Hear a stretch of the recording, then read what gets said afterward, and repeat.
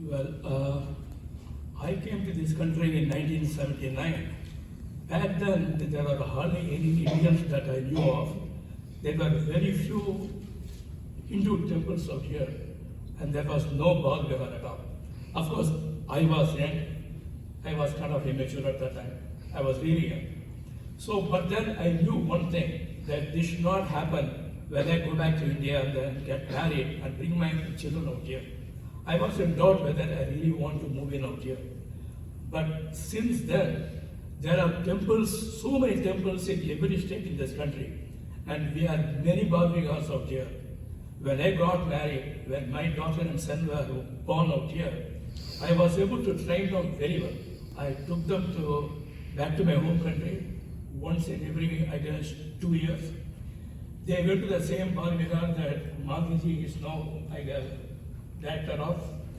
And they still maintain our Hindu customs and rituals and various festivals in their own homes. This is nothing that I am it is not because of me. It is because of the so many, I guess, exposure they got thanks to this Bal Vihar and different temples out here. And it is only growing with so many Indians out here. They get the same exposure to our customs and religion, what they would have got back home too. In fact, back home, they are trying to emulate the Western culture.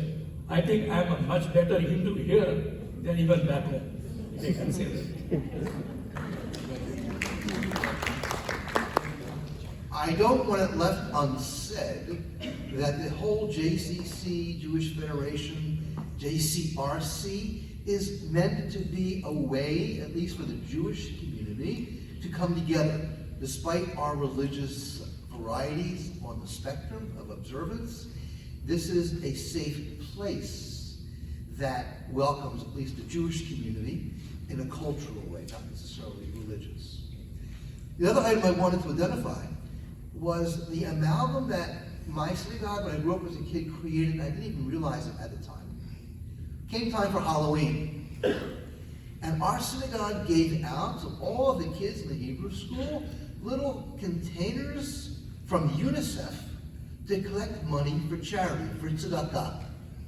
And then after we collected the money, we brought it back to the synagogue as a central location, bringing together some of our American values and religious ones as a great combination. In my case, it worked. Synagogues don't do that anymore, but back in the 50s, that was something that was done, and I think created better Jews and better Americans at the same time.